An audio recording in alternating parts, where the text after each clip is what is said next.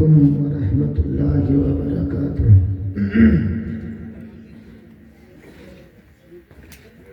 الحمدللہ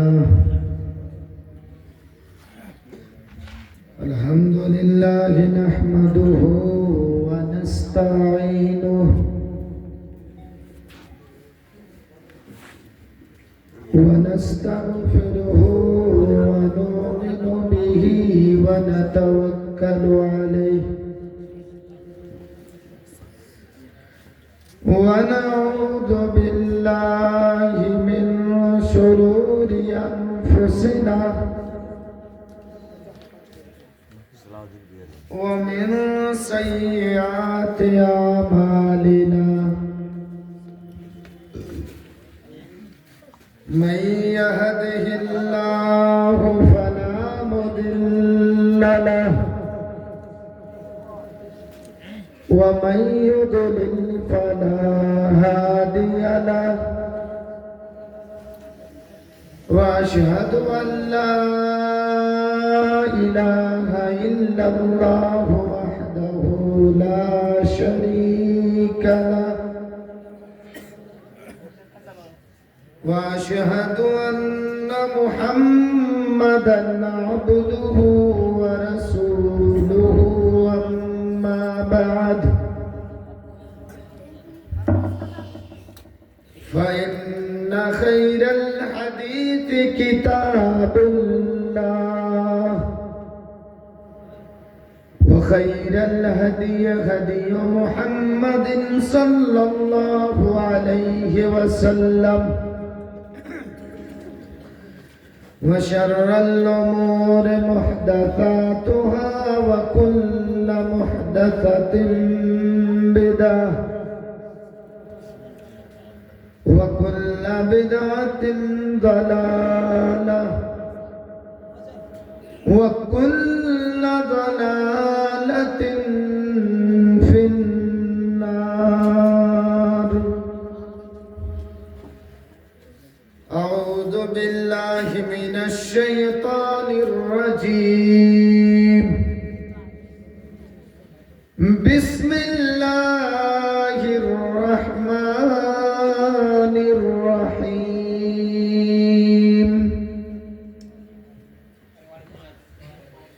يا أيها الذين آمنوا اتقوا الله ولتنظر نفس ما قدمت لغد واتقوا الله إن الله خبير بما تعملون. رب اشرح لي صدري ويسر لي أمري واحلل عقدة من لساني يفقهوا قولي رب زدنی علما. آمین. اسٹیج پر تشریف فرما نہایت ہی معزز و موقر علماء کرام اور مہیش پٹی اور اس کے قریب قریب دور و نزدیک قرب و جوار سے تشریف لائے ہوئے میرے نہایت ہی معزز سامعین حضرات، آپ نے مختلف علماء کرام سے مختلف عناوین پر تقریریں سنی. آخر میں مجھے بھی آپ سن رہے ہیں. آج اس آخری وقت میں میں جس ٹاپک، عنوان، موضوع کو لے کر کے میں کچھ باتیں آپ کے سامنے رکھوں گا، وہ ہے خوف الہی اور آخرت کی تیاری. بس یہی دونوں چیزوں کو لے کر کے میں آگے بڑھوں گا. خوف الہی اور آخرت کی تیاری. آپ نے مغرب کے بعد سے لے کر کے اب تک جو قرآن و حدیث کی باتیں آپ نے سنی تو اللہ رب العالمین کا خوف، اللہ رب العالمین کا ڈر ہمارے اور آپ کے اندر کتنا آیا ہے اور کتنا ہم اللہ سے ڈرتے ہیں، یہی میں تھوڑا آپ لوگوں کو دیکھوں گا. لیکن آخری وقت میں چونکہ اس علاقے میں بہت دن پہلے سے آ رہا ہوں، آپ کے اس گاؤں میں نہیں آیا ہوں، میری آمد پہلی بار ہو رہی ہے، ورنہ جرہ میں اور کیا کیا نام ہے اگل بگل میں آیا ہوں. آخری وقت میں جو آپ سنیں گے، میں اتنی تکلیف اٹھا کر اتنی دور سے آپ کے دروازے تک پہنچ گیا ہوں، اور آپ گھروں میں، دکانوں میں، چائے کی دکانوں میں آپ بیٹھے رہیں گے، یہ صحیح نہیں ہے. بہرحال جتنے بھی سننے آئے ہیں اور جو ادھر ادھر چائے کی دکانوں میں کھڑے ہیں، آپ آ جائیں. یہ قرآن و حدیث کی بے ادبی ہو رہی ہے کہ کوئی آپ کو سدھارنے کے لیے، آپ کو سنانے کے لیے آپ کے دروازے تک پہنچ چکا ہے، اور آپ اپنے گھر میں خواب خرگوش کے خراٹے لے رہے ہیں. یہ اچھی بات نہیں ہے. آئیے میرے بھائیوں، کچھ آپ سے میں پوچھوں گا اور آپ کو بولنا پڑے گا. آپ سے سوال کروں گا، آپ جواب دیں گے، تاکہ میں سمجھوں گا کہ نہیں آپ میری بات کو سمجھ رہے ہیں اور قرآن و حدیث کی باتیں آپ سمجھ رہے ہیں. ماشاءاللہ یہ ٹاپو کا علاقہ پڑھا لکھا علاقہ ہے. یہاں زیادہ تر علماء کرام تیمی، ندوی، سلفی ہوا کرتے ہیں، اور اس علاقے میں علمی تقریر زیادہ پسند کرتے ہیں. لہذا میں اپنی بات کو شروع کر رہا ہوں. خوف ایک ایسی چیز ہے، ڈر ایک ایسی چیز ہے جو انسان کے دل کو جھنجھوڑ دیتا ہے. انسان کے دل کے اندر کپکپی پیدا کر دیتا ہے. خوف، ڈر ایک ایسی چیز ہے.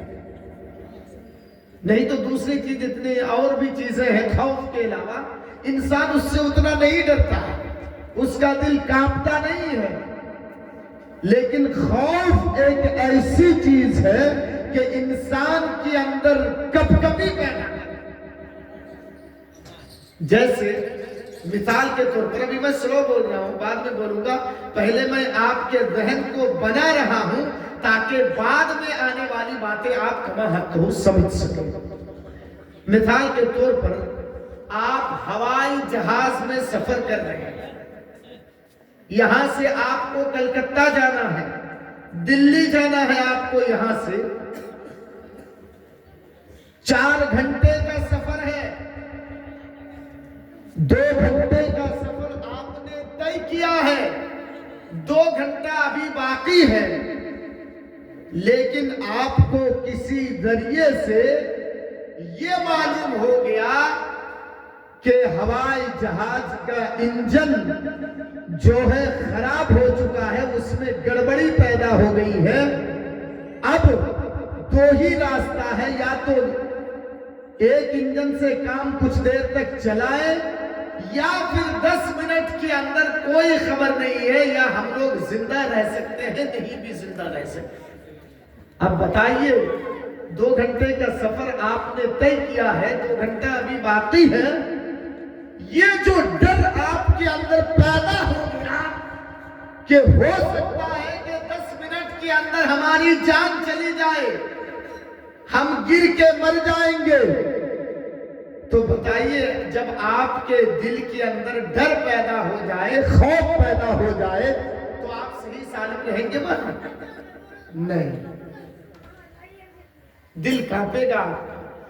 کہ بس اور 10 منٹ کی زندگی ہے، 5 منٹ کی زندگی ہے. یہ ہے ڈر، یہ ہے خوف. تو جب ہم اپنی جان سے اتنا ڈرتے ہیں کہ 10 منٹ کے اندر اب ہم زندہ نہیں رہیں گے، تو جس اللہ نے، جس مالک نے، جس رب نے ہمیں پیدا کیا ہے، زندگی دی ہے، اس اللہ رب العالمین سے ہم کتنا ڈریں. کیا ہوائی جہاز میں جس طریقے سے ہم ڈر رہے تھے ویسے ڈرے؟ یہ ڈرنے کا انداز کیسا ہے؟ کس قدر ڈرے؟ کیسے ڈرے؟ اللہ رب العالمین سے ہم کیسے ڈریں؟ اچھا ایک چیز میں آپ سے پوچھ رہا ہوں، اٹھ کے کوئی بھاگیے گا نہیں، سانس روک کر کے سنیے. علمی تقریر ہوگی، جہاں نہیں سمجھ پائیں گے میں ریپیٹ کروں گا، پھر آپ کو سمجھانے کی کوشش کروں گا. اچھا بولیے تو، اللہ کو چھوڑ کر کے کسی اور سے آپ ڈرتے ہیں؟ ہاں یا نہیں میں جواب دیجیے. ڈرتے ہیں اللہ کو چھوڑ کر کے؟ چلیے ہم کوئی گناہ کا کام نہیں کریں گے، اللہ سے ہم ڈر رہے ہیں. کوئی دیکھ رہا ہے یا نہیں دیکھ رہا ہے، لیکن ہمارا مالک، ہمارا پربھو، ہمارا ایشور ہمیں دیکھ رہا ہے. یہ تو ڈر ہے. تو اب بتائیے کہ اللہ کو چھوڑ کر کے، رب العالمین کو چھوڑ کر کے آپ کسی سے ڈرتے ہیں یا ہاں یا نہیں میں آپ جواب دیجیے. ڈرتے ہیں کیا؟ نہیں. ہاں کوئی ہاں بول رہے ہیں، کوئی نہ بول رہے ہیں. جو کہتے ہیں کہ اللہ کو چھوڑ کر کے ہم کسی سے نہیں ڈرتے ہیں، وہ جھوٹ بول رہے ہیں. ہاں وہ جھوٹ بول رہے ہیں. کیسے؟ ابھی ایک شیر آ جائے، شیر سمجھتے ہیں نا، بھاگ شاید جس کو بولتے ہیں. ایک شیر آ جائے یہاں پہ، میں اپنی بات کر رہا ہوں، میں تو اسٹیج چھوڑ کے بھاگ رہا ہوں. جو لوگ بولے کہ اللہ کے علاوہ کسی سے نہیں ڈرتے ہیں، وہ بیٹھے رہیں گے یا بھاگیں گے؟ بھاگیں گے. ہاں ماشاءاللہ، مجھے خوشی ہو رہی ہے، آپ سمجھ رہے ہیں. بھاگیں گے. ارے شیر تو بڑا جانور ہے. 1.5 ہاتھ کا سانپ آ جائے پنڈال میں، ابھی آپ کو پتا چل جائے کہ ہماری کرسی کے نیچے سانپ ہے، تو آپ اپنی کرسی چھوڑ کر کے بھاگیں گے، دوڑیں گے. کیوں؟ جان بچانی ہے. تو ابھی تو آپ کہہ رہے تھے کہ ہم اللہ کے علاوہ کسی سے نہیں ڈرتے ہیں. یہ تو شیر سے تو آپ ڈر رہے ہیں، سانپ سے تو آپ ڈر رہے ہیں، اور کہہ رہے ہیں کہ اللہ کے علاوہ ہم کسی سے ڈرتے نہیں ہیں. ہاں تو یہ ہے ڈر. سانپ سے ڈر، شیر سے ڈر، مودی جانوروں سے ڈر، خوف. تو کیا ہم اللہ سے ویسے ڈریں جیسے ہم سانپ سے ڈرتے ہیں، جیسے ہم شیر سے ڈرتے ہیں، جیسے ہم مودی جانوروں سے ڈرتے ہیں؟ کیا ہم اللہ رب العالمین سے ایسے ڈریں؟ یہ ڈرنے کا طریقہ کوئی اور ہے، الگ ہے. چلیے قرآن کریم جب آپ مطالعہ کریں گے، قرآن کریم جب آپ پڑھیں گے، تو اس میں ڈر کے لیے 3 الفاظ استعمال ہوئے ہیں. کتنے بولیے؟ 3. نمبر 1 خوف، نمبر 2 خشیت، اور نمبر 3 رہبت. جیسے اللہ ایک جگہ ارشاد فرماتا ہے فَلَا تَخَافُوهُمْ وَخَافُونَ إِن كُنتُم مُؤْمِنِينَ. ارے تم ان سے مت ڈرو، تم مجھ سے ڈرو. إِن كُنتُم مُؤْمِنِينَ، اگر تم مومن ہو تو ان سے مت ڈرو، تم مجھ سے ڈرو، غیر اللہ سے مت ڈرو. تو یہاں خوف کا لفظ استعمال ہوا ہے. اور ایک چیز، ایک نقطہ میں آپ کو بتا دوں، اللہ سے ڈرنا، اللہ کا خوف کھانا، خوف الہی، یہ ایمانیات میں سے ہے. ایمانیات میں سے، یعنی جو بندہ اللہ سے جتنا ڈرے گا اس کا ایمان اتنا ہی پاورفل ہوگا، وہ غیر اللہ سے اتنا کم ڈرے گا. لیکن جو بندہ اللہ سے جتنا کم ڈرے گا وہ غیر اللہ سے اتنا زیادہ ڈرے گا، اور اس کا ایمان جو ہے پاورفل ایمان نہیں ہوگا، بلکہ نارمل ایمان ہوگا. اس کا نارمل پاورفل ایمان اس کا نہیں ہوگا. تو خوف اور ایک ہے خشیت اور ایک ہے رہبت.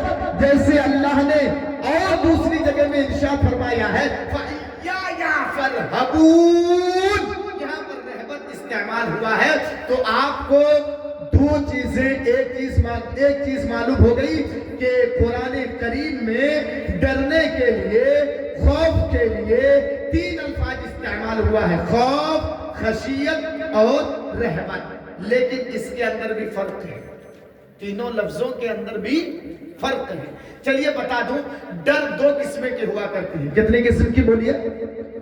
2۔ ایک ہے خوف طبعی اور ایک ہے خوف من اللہ۔ میں ذہن بنا رہا ہوں، اٹھ کے بھاگے نہیں، 10 منٹ لگے گا مجھ کو آپ کے ذہن بنانے میں۔ ایک ہے خوف طبعی اور ایک ہے خوف من اللہ۔ خوف طبعی مطلب میں سمجھا دوں، ان اوجدت اسبابہ فہو مباح، اگر سبب موجود ہو، کارن موجود ہو، تو غیر اللہ سے ڈرنا جائز ہے۔ بات سمجھ میں آ رہی ہے کہ نہیں؟ اگر سبب موجود ہو، کارن موجود ہو، تو غیر اللہ سے ڈرنا جائز ہے۔ جیسے مثال کے طور پر لیجئے، موسیٰ نبی کا نام آپ نے سنا ہے نا؟ موسیٰ نبی کا نام سنا ہے کہ نہیں؟ تو موسیٰ نبی کے ذریعے سے ایک آدمی کا قتل ہو گیا، مرڈر ہو گیا۔ موسیٰ نبی نے ایک آدمی کو مارا، اور جیسا ہی مارا وہ آدمی ڈیتھ کر گیا، انتقال کر گیا۔ تو اب لوگوں کو یہ بات پتا چل گئی دھیرے دھیرے کہ اس آدمی کا مارنے والا، اس آدمی کو قتل کرنے والا قاتل موسیٰ ہے، اور فرعونی حکومت کو پتا چل گیا کہ اس آدمی کا قاتل موسیٰ ہے۔ تو اب وہ فرعونی کا دربار کے لوگ بیٹھ کر کے مشورہ کرنے لگے کہ اس آدمی کو، ہمارے اس آدمی کو موسیٰ نے قتل کیا ہے، لہذا موسیٰ کو کیا سزا دی جائے؟ تو لوگوں نے یہ مشورہ کیا کہ قتل کے بدلے قتل، یہ جو انہوں نے مرڈر کیا ہے، مرڈر کے بدلے مرڈر، خون کے بدلے خون۔ تو لوگوں نے یہ فیصلہ کیا کہ موسیٰ کو پکڑا جائے اور پکڑ کر کے اس آدمی کے بدلے میں موسیٰ کو قتل کر دیا جائے۔ تو ایک آدمی جو شہر کے بالکل ایک سائیڈ میں کنارے میں رہتا تھا، اس کو پتا چل گیا کہ فرعونی دربار کے لوگ یہ مشورہ کیے ہیں کہ موسیٰ کو قتل کر دیں گے۔ وہ دوڑتا ہوا آیا اور آ کر کے کہنے لگا، اے موسیٰ، بھاگ، یہاں سے بھاگ نکل۔ کیوں؟ فرعون کے لوگوں نے یہ مشورہ کیا ہے کہ وہ تم کو قتل کر دیں گے، لہذا تو یہاں سے بھاگ نکل۔ تو موسیٰ علیہ الصلوۃ والتسلیم، قرآن کے الفاظ ہیں، موسیٰ علیہ الصلوۃ والتسلیم وہاں سے بھاگ نکلے۔ اب آپ لوگ بتائیے کہ موسیٰ نبی جو وہاں سے بھاگ کر کے نکلے، وہ اللہ کے ڈر سے بھاگے یا فرعون کے لوگوں کے ڈر سے بھاگے؟ بولیے، کس کے ڈر سے؟ ماشاءاللہ، مجھے بہت خوشی ہوئی کہ آپ لوگ میری بات سمجھ رہے ہیں۔ یہ علم تقریر، یہ موسیٰ کے لوگوں کے ڈر سے بھاگے، اللہ کے ڈر سے نہیں۔ یہاں سبب موجود ہے، یہاں کارن موجود ہے کہ ایک آدمی دوسرے آدمی کا قتل کر سکتا ہے، ایک آدمی دوسرے آدمی کا مرڈر کر سکتا ہے، ایک آدمی دوسرے آدمی کا خون کر سکتا ہے۔ لہذا فرعون کے لوگ اگر موسیٰ کو پکڑ لیتے تو موسیٰ کو قتل کر دیتے، لہذا موسیٰ علیہ الصلوۃ والتسلیم وہاں سے بھاگ نکلے۔ بات سمجھ میں آئی؟ اگر نہیں سمجھ میں آئی ہے تو پھر اور ایک مثال دے رہا ہوں، اور مثال بھی قرآنی مثال، ادھر ادھر کی مثال نہیں۔ موسیٰ نبی کے ہاتھ میں ہمیشہ ایک چیز ہوا کرتی تھی، کیا بتائیے تو؟ لاٹھی، عصا، لاٹھی۔ تو ایک مرتبہ فرعون نے جادوگروں کے ساتھ موسیٰ نبی کا مقابلہ کروایا کہ چلو تم جیتتے ہو یا موسیٰ جیتتا ہے۔ تو جادوگروں نے جیتنے سے پہلے ہی کہا کہ اے فرعون، اے بادشاہ، اگر ہم لوگ جیت جائیں تو بدلے میں تو کیا دے گا؟ کیا انعام دے گا؟ کیا بدلہ دے گا؟ تو فرعون نے، قرآن میں مقربین کا لفظ آیا ہے کہ ہم تم کو اپنی اپنی کیبینٹ میں جگہ دے دیں گے، ہم تم کو اپنے مقرب میں سے بنا لیں گے، لہذا تم پہلے جیتو تو موسیٰ نے کہا کہ چلو پہلے تم کرتب دکھاؤ گے یا میں دکھاؤں گا؟ تو موسیٰ نے کہا کہ چلو پہلے تم دکھاؤ۔ تو جادوگروں کے ہاتھ میں جو رسیاں تھی، انہوں نے رسیوں کو لے کر کے ایسے پھینک دیا، جیسے ہی پھینک دیے تو وہ ساری رسیاں سانپ بن گئی، سانپ۔ تو موسیٰ بھی سانپ کو دیکھ کر کے ڈرنے لگے۔ اللہ نے موسیٰ سے کہا، موسیٰ تیرے ہاتھ میں کیا ہے؟ کہا اللہ یہ تو لاٹھی ہے۔ کہا کیا دیکھتا ہے، تو بھی لاٹھی پھینک، عصا تو بھی زمین کے اندر پھینک دے۔ تو موسیٰ نے بھی اپنے لاٹھی کو، اپنے عصا کو زمین پر پھینک دیا۔ تو جیسے ہی پھینک دیا یہ بڑا سانپ بن گیا، اژدہا بن گیا، اور جادوگروں کے سانپوں کو یہ نگلنے لگا، کھانے لگا۔ اس کے بعد اللہ نے کہا اے موسیٰ چل اس سانپ کو پکڑ لے۔ لیکن موسیٰ علیہ السلام ڈر رہے ہیں، کیوں؟ موسیٰ علیہ السلام تو دیکھ رہے ہیں کہ یہ تو سانپ ہے، سانپ کو میں کیسے پکڑوں؟ دیکھ رہے ہیں سانپ ہے، لیکن اللہ رب العالمین کا حکم ہے تو ان کو تو پکڑنا ہی ہے۔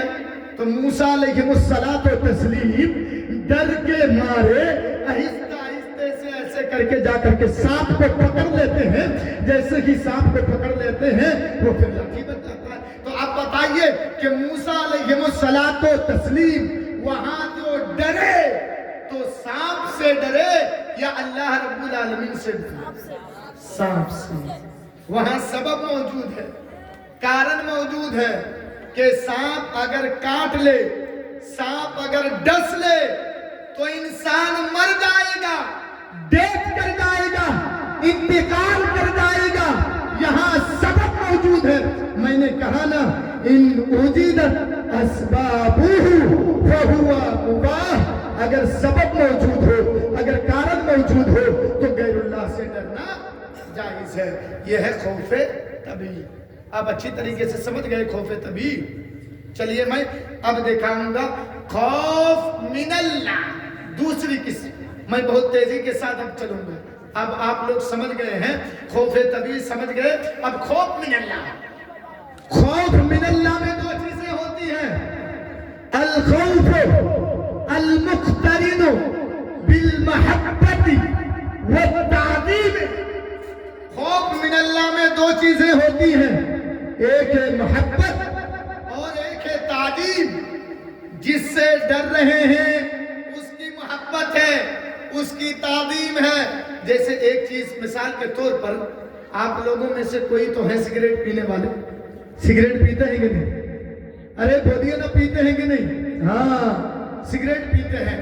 آپ یہاں چوک میں، آپ کے جو بغل میں چوک ہے، جا کر کے چائے کی دکان میں آپ سگریٹ پی رہے ہیں، مزے سے پی رہے ہیں، اپنے باپ کے پیسے سے پی رہے ہیں نا، سگریٹ پی رہے ہیں، آپ کو معلوم نہیں ہے، لیکن بغل سے آپ کے والد صاحب اسی راستے سے آ رہے ہیں، لیکن آپ نے اپنے والد صاحب کو دیکھا نہیں ہے۔ جیسے ہی آپ نے سامنے ہوئے ہیں، پھٹاک سے آپ سگریٹ چھپا کر کے ایسے پیچھے چھپا رہے ہیں، سگریٹ پیچھے چھپا رہے ہیں۔ اب بتائیے آپ اپنے والد سے یہاں ڈرے کہ اللہ سے ڈرے؟ ہاں والد سے ڈرے۔ اس ڈر میں دو چیزیں ہیں، ایک ہے محبت، ایک ہے تعظیم۔ محبت بھی ہے والد صاحب سے اور تعظیم بھی ہے۔ اسی طریقے سے جو اللہ رب العالمین سے ڈرتا ہے، جو خوف من اللہ ہے، خوف من اللہ میں محبت بھی ہے، خوف من اللہ میں تعظیم بھی ہے۔ یہ ہے خوف من اللہ، محبت اور تعظیم، یہ دونوں چیزیں ان کے اندر ہے۔ لیکن سانپ سے جو آپ ڈر رہے تھے، ابھی آپ سانپ سے جو ڈر رہے تھے، شیر سے جو ڈر رہے تھے، تو سانپ کے ساتھ آپ کو محبت نہیں ہے، سانپ کی آپ تعظیم نہیں کر رہے ہیں، بلکہ اس سے ڈر رہے تھے کہ سانپ اگر خدا نہ خواستہ کاٹ لے، سانپ اگر خدا نہ خواستہ ڈس لے تو ہماری ڈیتھ ہو جائے گی، ہم مر جائیں گے۔ سانپ کے ساتھ آپ کی محبت نہیں ہے۔ میرے بھائیوں، آئیے میں دکھاتا ہوں اللہ سے کیسے ڈرنا چاہیے۔ اور نبی کے زمانے میں صحابہ کرام اور صحابیات اللہ رب العالمین سے کتنا ڈرتے تھے. مثال دے رہا ہوں میں آپ کو ایک. آپ نے ٹرین کا سفر کیا ہے, ٹرین کا سفر کیا نا آپ لوگ, ریزرویشن یا ایسی ڈبے میں دیکھیں گے 3 سیٹیں ہوا کرتی ہیں, ایک طرف لوور برتھ, مڈل برتھ اور ایک اپر برتھ. آپ کی سیٹ نیچے والی ہے, لوور برتھ ہے, آپ کی سیٹ نیچے والی, بیچ میں دوسرا کوئی آدمی سویا ہوا ہے, اس کے اوپر اور کوئی سویا ہوا ہے. رات کے 11 بجے 12 بجے ٹرین فل اسپیڈ میں چل رہی ہے, 80-90 کی اسپیڈ میں ٹرین چل رہی ہے. آپ کو رات کے 11 بجے 12 بجے آپ کو پیشاب کی ضرورت پڑتی ہے, استنجا کی ضرورت پڑتی ہے. آپ باتھ روم میں استنجا کے لیے جاتے ہیں اور استنجا کر کے آتے ہیں.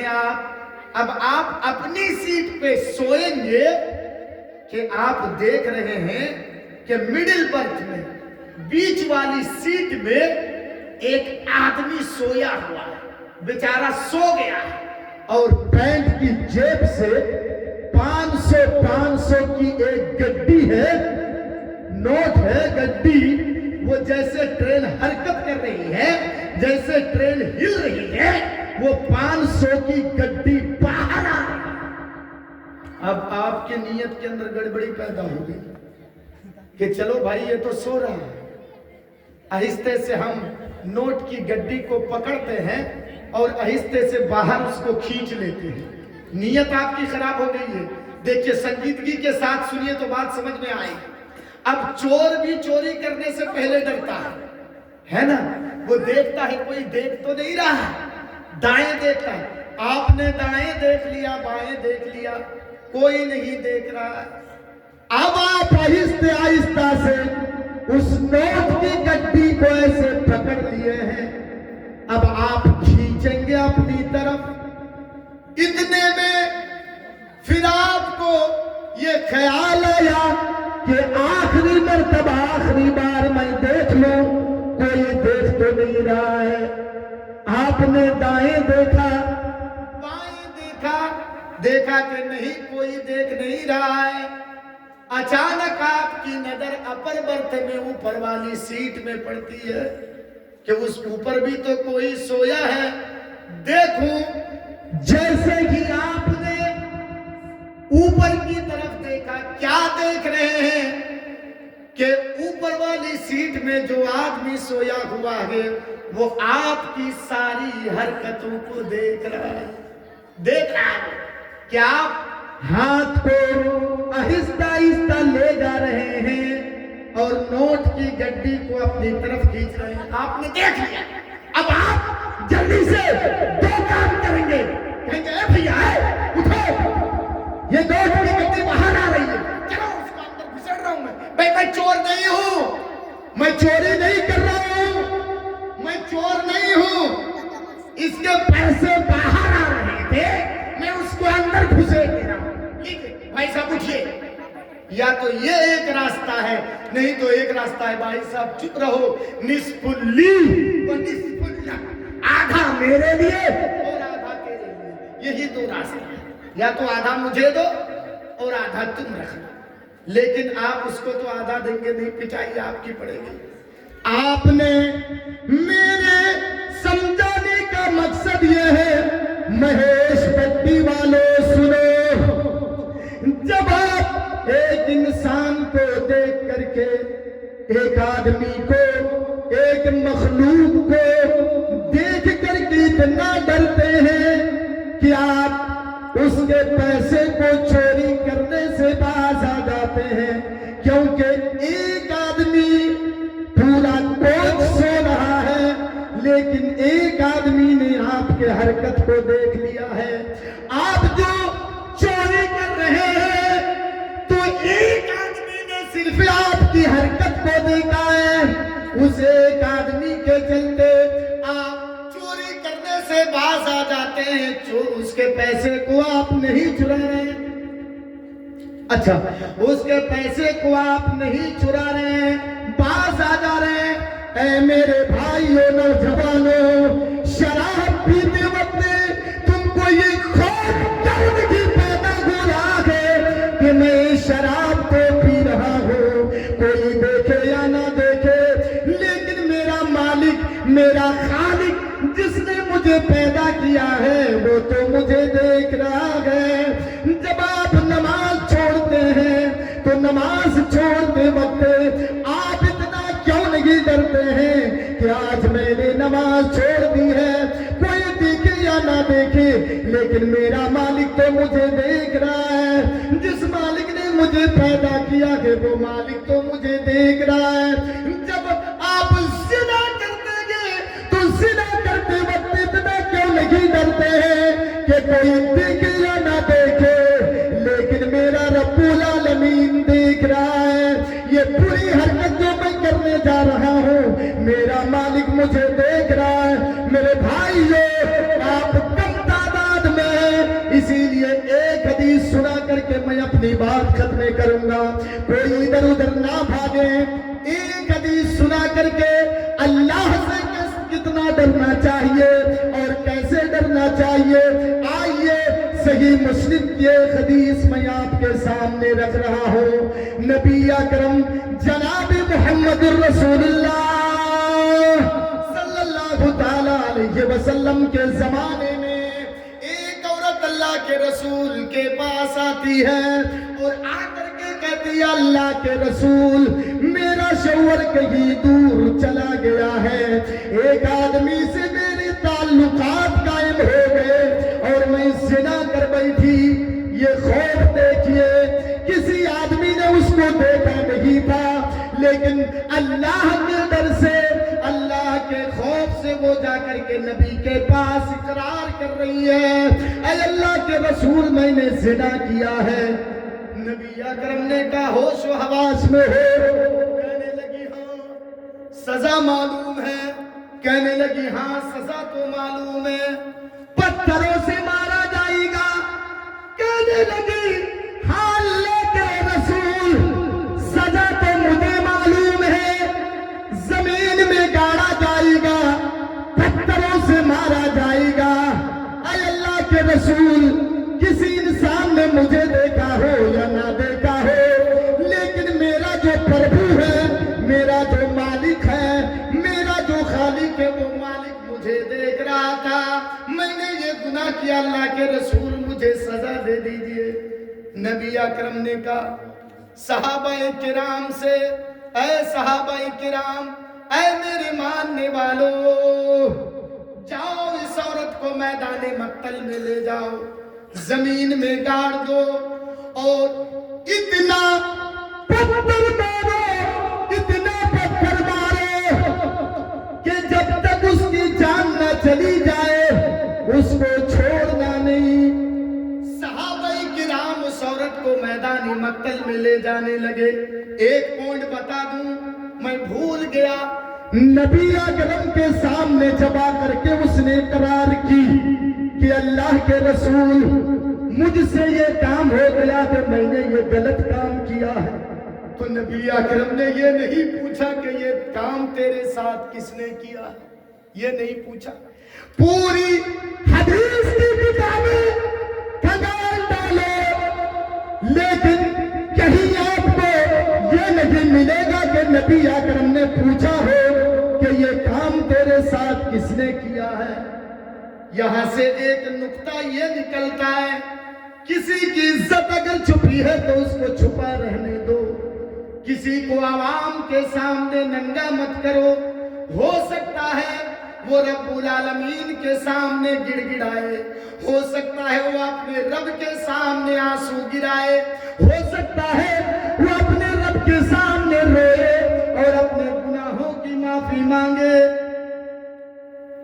اچھا، ماں کے لیے دعا، مزمل حق 200 روپے دیے ہیں، انشاءاللہ سب کے لیے میں دعا کروں گا۔ یہ حدیث سنانے دیجئے، بس 5 منٹ آپ لوگ ٹائم دیجئے اس کے بعد آپ کو جانا ہے، 1 گھنٹہ ہو جائے گا انشاءاللہ۔ سنیے، صحابہ کرام اس عورت کو لے جانے لگے، خوف من اللہ دکھانا۔ خوف کی دو قسمیں دکھایا میں نے، ایک ہے خوف طبیعی اور ایک ہے خوف من اللہ۔ یہ خوف من اللہ دیکھیے، صحابہ کرام اس عورت کو لے جانے لگے، کسی نے اس کو تیز پکڑ کے کھینچا، کہنے لگی اے نبی کے ماننے والوں، نبی کے سیدائیوں، مجھے جو تم لوگ لے جا رہے ہو رجم کرنے کے لیے، سنو، مجھے آہستہ سے لے چلو، دھیرے سے لے چلو، سلو لے چلو مجھے، کیونکہ تیز اگر مجھے پکڑ کر کے کھینچو گے، ابھی میرے پیٹ میں بچہ ہے، زنا کا بچہ ہے، حرام کا بچہ ہے، اس بچے کو تکلیف ہو رہی ہے، مجھے آہستہ سے لے چلو۔ صحابہ کرام نے کہا پیٹ میں بچہ ہے؟ کہنے لگی ہاں۔ صحابہ کرام نبی اکرم کے پرمیشن کے بغیر کچھ بھی کام نہیں کرتے تھے۔ صحابہ کرام نے کہا پیٹ میں بچہ ہے، چلو پہلے نبی سے مسئلہ معلوم کرتے ہیں۔ سب چلے آئے نبی اکرم کے پاس، کہنے لگے اللہ کے رسول، آپ نے سزا سنا دی ہے اس عورت کی، لیکن اس کے پیٹ میں تو ابھی بچہ ہے۔ نبی اکرم نے پوچھا بچہ ہے؟ کہنے لگی ہاں۔ اس حدیث سے ایک مسئلہ یہ نکلتا ہے، اور یہ حدیث زبردست تھپڑ مار رہی ہے ان لوگوں کے چہرے پر جو یہ کہتے ہیں کہ نبی کو غیب کا علم تھا، نبی کو قیامت تک کا علم تھا، نبی کو علم غیب تھا، جو یہ کہتے ہیں ان کے چہرے پہ یہ حدیث زبردست تھپڑ مار رہی ہے اور چیخ چیخ کر بتا رہی ہے یہ حدیث کہ نبی اکرم کو غیب کا علم نہیں تھا، اس عورت کے پیٹ میں بچہ ہے، نبی اکرم کو معلوم نہیں ہے۔ نبی اکرم نے کہا چلے جاؤ، ابھی اس بچے کو ابھی تمہیں سزا نہیں دی جائے گی، ابھی ایک جانے نہیں بلکہ 2 جانے جائیں گی۔ وہ معصوم کا کیا قصور تو تیری ہے، جاؤ، جب بچہ پیدا ہو جائے تب چلی آنا۔ میرے بھائیوں، آج جو پوری دنیا چیخ چیخ کر کہہ رہی ہے مسلمان ٹیررسٹ ہیں، مسلمان آتنکوادی ہیں، یہ اپنے مدرسوں میں اسکولوں میں آتنکواد کی تعلیم دیتے ہیں، جہاد کی تعلیم دیتے ہیں، اسلام تلوار کے زور سے پھیلا ہے۔ میرے بھائیوں، میں یہ بتا دوں، اسلام تو یہ ہے کہ ایک حرام بچے کو، حرام کا بچہ تھا، غیر کا بچہ تھا، زنا کا بچہ تھا، پیٹ کے اندر پل رہا تھا، لیکن اسلام اس حرام بچے کو بھی مارنے کی اجازت نہیں دے رہا ہے۔ جو اسلام ایک حرام بچے کو مارنے کی اجازت نہیں دیتا ہے، جو اسلام ایک زنا اور حرام کے بچے کو مارنے کی اجازت نہیں دیتا ہے، وہ اسرائیل کے چھوٹے چھوٹے اور دودھ پیتے بچوں کو مارنے کی اجازت کیسے دے دے گا؟ وہ اسلام پر آبجیکشن لگانے والوں سنو، جو اسلام ایک حرام بچے کو مارنے کی اجازت نہیں دیتا ہے، وہ اسرائیل اور فلسطین کے دودھ پیتے بچوں کو مارنے کی اجازت کیسے دے دے گا؟ وہ اسرائیل کے ہاسپٹلوں میں بم وسفوٹ کرنے کی اجازت کیسے دے دے گا؟ اسلام ایک حرام بچے کو، جو حرام کا بچہ تھا، غیر کا بچہ تھا، پیٹ کے اندر پل رہا تھا، اس کو بھی مارنے کی اسلام اجازت نہیں دیتا ہے۔ مختصر بتا رہا ہوں، وہ عورت چلی گئی، 9 مہینے کے بعد آئی، بچہ پیدا ہو گیا، 9 مہینے کے بعد آئی، نبی اکرم کے پاس آ گئی، کہنے لگی اللہ کے رسول یہ بچہ پیدا ہو گیا ہے، اب تو مجھے جلدی سزا دے دیجئے۔ نبی اکرم کہہ رہے ہیں جاؤ، لیکن پڑھیے مولانا ابوالکلام آزاد کی کتاب۔ کہنے لگی اللہ کے رسول کیا میری آخری خواہش نہیں پوچھی جائے گی؟ کہ کیا ہے تیری آخری خواہش؟ کہنے لگی اللہ کے رسول حرام کا بچہ صحیح، حرام کا بچہ ہے، غیر کا بچہ ہے، بچہ میرے پیٹ میں تھا اللہ کے رسول، میری آخری خواہش یہ ہے، آخری تمنا یہ ہے کہ میں اس بچے کو بھر پیٹ دودھ پلا دیتی ہوں۔ نبی اکرم نے دے دیا، لو اس کو دودھ پلاؤ۔ وہ عورت بیچاری اپنے دائیں پستان سے لگاتی ہے، دودھ پلاتی ہے، بائیں پستان سے لگاتی ہے، دودھ پلاتی ہے۔ جب بھر پیٹ اس بچے کو دودھ پلا دیتی ہے، دودھ پلانے کے بعد نبی اکرم کے گود میں دے دیتی ہے، لیجیے اللہ کے رسول اب تو مجھے سزا دلوا دیجیے۔ نبی اکرم اس بچے کو لے لیتے ہیں، صحابہ کرام اس عورت کو لے جانے لگتے ہیں۔ نبی اکرم کی نگاہیں اس بچے کے ہونٹ پہ پڑتی ہے، کیا دیکھتے اللہ کے رسول؟ اس بچے کے ہونٹ میں دودھ کا قطرہ لگا ہوا ہے۔ نبی اکرم رحمت للعالمین کی رحمت جوش میں آتی ہے اور کہتے ہیں اے صحابہ رکو، ابھی اس عورت کو مت لے جاؤ، رکو جلدی جاؤ، لو اس بچے کو بھی لے لو، ابھی تمہیں سزا نہیں دی جائے گی، ابھی تمہیں پتھروں سے نہیں مارا جائے گا، اس لیے کہ ابھی اس بچے کی غذا، اس کی خوراک تیرے پستانوں میں ہے۔ جاؤ اس عورت کو، اس بچے کو پہلے دودھ پلاؤ، اس کی پرورش کا کرو، جاؤ۔ اس بچے کو اللہ کے رسول دے دیتے ہیں، وہ عورت لے جاتی ہے، اور کچھ دنوں کے بعد جب بچہ روٹی کھانے کے لیے، چاول کھانے کے لیے، کھانا کھانے کے لیے بچہ جب سیکھ جاتا ہے تو اس بچے کو گود میں، حدیث میں خبز کا لفظ آیا ہے، اور خبز کے معنی عربی میں ہوتے ہیں روٹی۔ روٹی وہ ہاتھ میں روٹی کا ٹکڑا پکڑا کر کے اللہ کے رسول کے دربار میں لے آتی ہے اور کہتی ہے اللہ کے رسول دیکھ کے بچہ روٹی کھانے کے لیے سیکھ گیا ہے، اللہ کے رسول اب تو مجھے جلدی سزا دے دیجئے، کہیں میری موت آ گئی تو زنا کی سزا مجھے دنیا میں نہیں آخرت میں بھگتنی پڑے گی۔ اے اللہ کے رسول میں دنیا کی سزا برداشت کر لوں گی لیکن آخرت کی سزا برداشت نہیں کر پاؤں گی۔ میرے بھائیو اس بچے کو اللہ کے رسول لے لیتے ہیں اور کہتے ہیں اے خاتون اب محمد کی عدالت میں، شریعت اسلامیہ میں تجھ کو بچانے کے لیے میرے پاس کوئی بہانہ موجود نہیں ہے، میرے پاس کوئی آبجیکشن نہیں ہے۔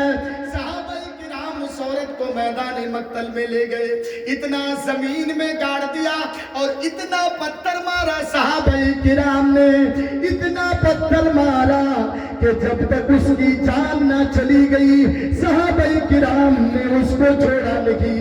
یہ ہے خوف من اللہ۔ میرے بھائیو میں یہ دکھانا چاہتا ہوں کہ اس کو کسی آدمی نے نہیں دیکھا تھا، کسی انسان نے نہیں دیکھا تھا، گناہ کا کام اس نے کیا اس عورت نے، اس کے بعد اس کے دل میں اللہ کا خوف پیدا ہو گیا، اللہ کا ڈر پیدا ہو گیا، اور وہ خوف خدا کی وجہ سے، اللہ کے ڈر کی وجہ سے وہ عورت گھر سے نکل کر کے نبی اکرم کے پاس پہنچتی ہے اور کہتی ہے اللہ کے رسول مجھ سے یہ کام ہو گیا ہے، مجھے جلدی سزا دے دیجئے۔